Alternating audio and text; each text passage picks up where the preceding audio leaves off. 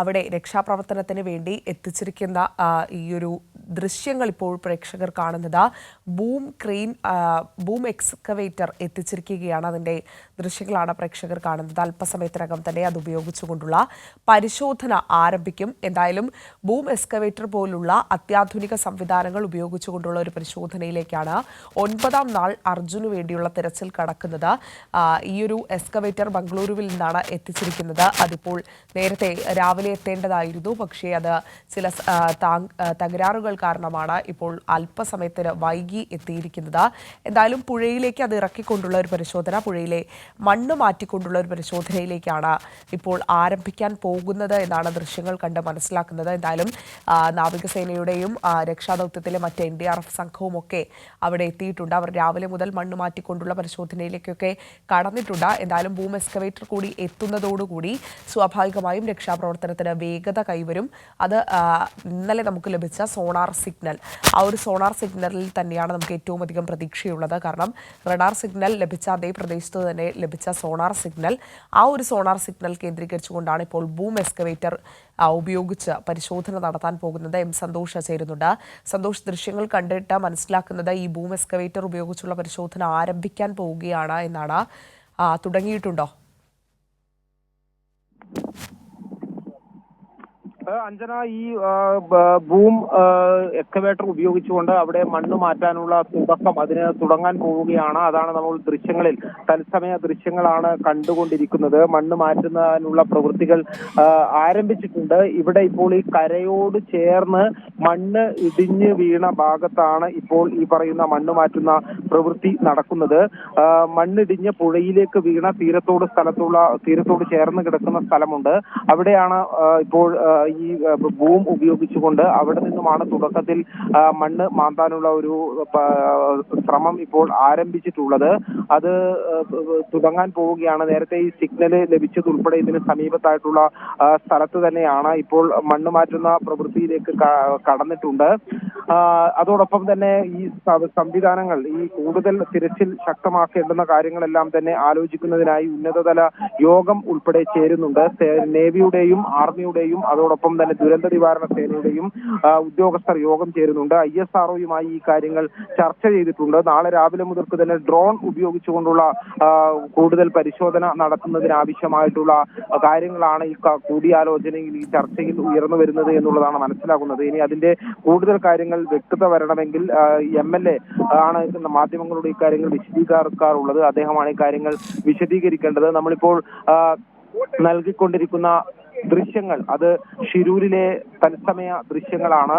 ബാംഗ്ലൂരുവിൽ നിന്നും ഇവിടെ എത്തിച്ച ബൂം ഉപയോഗിച്ചുകൊണ്ട് നദിയിലേക്ക് വീണ് കിടക്കുന്ന മണ്ണ് മാന്താനുള്ള ശ്രമങ്ങളാണ് ഇപ്പോൾ ആരംഭിച്ചിട്ടുള്ളത്. ആ പ്രവൃത്തിയാണ് നടന്നുകൊണ്ടിരിക്കുന്നത്. തുടക്കത്തിൽ ഈ മണ്ണ് പുഴയിലേക്ക് വീണ് കിടക്കുന്ന റോഡിനോടും പുഴയോടും ചേർന്ന് കിടക്കുന്ന സ്ഥലത്ത് മണ്ണ് വീണ് കിടക്കുന്ന മണ്ണ് മാന്താനാണ് ആരംഭിക്കുന്നത് എന്നുള്ളതാണ് ഇവിടെ നിന്നും മനസ്സിലാകുന്ന കാര്യം. 60 അടി ആഴത്തിൽ മണ്ണ് മാന്താനുള്ള ശേഷി ഈ ബൂം സംവിധാനത്തിനുണ്ട്. ഇതുവരെ ഇവിടെ ഉണ്ടായിരുന്ന ഈ പറയുന്ന ഹിറ്റാച്ചി ഉൾപ്പെടെയുള്ള മണ്ണുമാന്തി യന്ത്രങ്ങൾക്ക് അത്രയും ശേഷി ഉണ്ടായിരുന്നില്ല. എന്നാൽ കൂടുതൽ ആഴത്തിലേക്ക് മണ്ണ് മാറ്റാൻ കഴിയുന്നു എന്നുള്ളതാണ് ഈ ബൂം കൊണ്ടുവന്നതിലുള്ള ഏറ്റവും പ്രധാനപ്പെട്ട പ്രയോജനം എന്ന് പറയുന്നത്. എന്തായാലും അതും ഈ പറയുന്ന രീതിയിലേക്ക് മൺകൂര നീക്കാനൊന്നും സാധിക്കില്ല. മൺകൂര നദിയുടെ മധ്യഭാഗം വരെയും മണ്ണാണ് കിടക്കുന്നത്. എന്നാൽ നദിയോട് ചേർന്ന് കിടക്കുന്ന തീരത്തുള്ള മണ്ണ് മാറ്റാൻ കഴിയും എന്ന് തന്നെയാണ് പ്രതീക്ഷിക്കുന്നത്.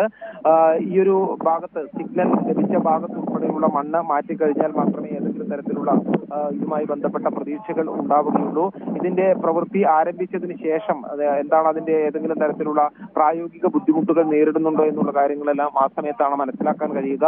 ഈ ബൂം മണ്ണ് മാന്താൻ തുടങ്ങുന്നതിന് സമാന്തരമായി തന്നെ പുഴയിൽ ഇപ്പോൾ ഈ നാവികസേനയുടെയും അതോടൊപ്പം തന്നെ ദുരന്ത നിവാരണ സേനയുടെയും ഈ അംഗങ്ങൾ ഇപ്പോൾ ബോട്ടിൽ നദിയിൽ ഇത് അവിടേക്ക് നീങ്ങിക്കൊണ്ടിരിക്കുന്നുണ്ട്. ഈ മണ്ണ് മാന്താൻ തുടങ്ങുന്ന ആ പ്രദേശത്തേക്ക് നീങ്ങുന്നുണ്ട്. 3 ബോട്ടുകളിലാണ് ഈ സംഘം ഉള്ളത്. അതോടൊപ്പം തന്നെ ഇപ്പോൾ ഒരു ബോട്ടിൽ ഈ ഡിറ്റക്ടർ ഉപയോഗിച്ചുള്ള പരിശോധന നടക്കുന്നുണ്ട് എന്നുള്ളതാണ് മനസ്സിലാക്കുന്നത്. മണ്ണ് മാന്താൻ തുടങ്ങുന്നതിന്റെ അല്പം മാറിയുള്ള സ്ഥലത്ത് ഒരു ബോട്ടിൽ ഡിറ്റക്ടർ ഉപയോഗിച്ചുകൊണ്ട് മറ്റേതെങ്കിലും സ്ഥലത്ത് സിഗ്നലുകൾ ഉണ്ടോ എന്നുള്ള പരിശോധന ഇപ്പോൾ അവിടെ നടക്കുന്നുണ്ട്. അതോടൊപ്പം തന്നെയാണ് ഈ മണ്ണ് മാറ്റാനുള്ള മണ്ണ് മാന്താനുള്ള ശ്രമങ്ങളും ഇപ്പോൾ ആരംഭിച്ചിട്ടുള്ളത്. ഇനി ഏറ്റവും പ്രധാനപ്പെട്ട തിരച്ചിലിന് ഈ സംവിധാനം എത്തിച്ചു കഴിഞ്ഞാൽ വേഗത കൈവരും, കുറച്ച് വേഗത്തിൽ ആഴത്തിൽ മണ്ണ് മാന്തിയെടുക്കാൻ കഴിയും എന്നുള്ളതാണ് ഇന്നലെ MLA ഉൾപ്പെടെ പ്രതീക്ഷ പങ്കുവച്ചിട്ടുള്ളത്.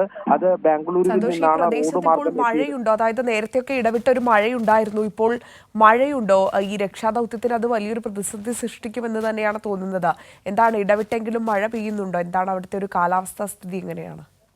അഞ്ജന, ഇപ്പോൾ നമ്മൾ നിൽക്കുന്ന സ്ഥലത്ത് ഒട്ടും മഴയില്ല, തെളിഞ്ഞ കാലാവസ്ഥ തന്നെയാണ് ഇവിടെ ഉള്ളത്. നേരത്തെ രാവിലെ മാത്രമേ ഇന്ന് കാര്യമായ ഒരു മഴ പെയ്തിട്ടുള്ളൂ. അതിനുശേഷം മഴ മാറി നിൽക്കുന്ന ഒരു സ്ഥിതി തന്നെയാണ് ഉണ്ടായിരുന്നത്.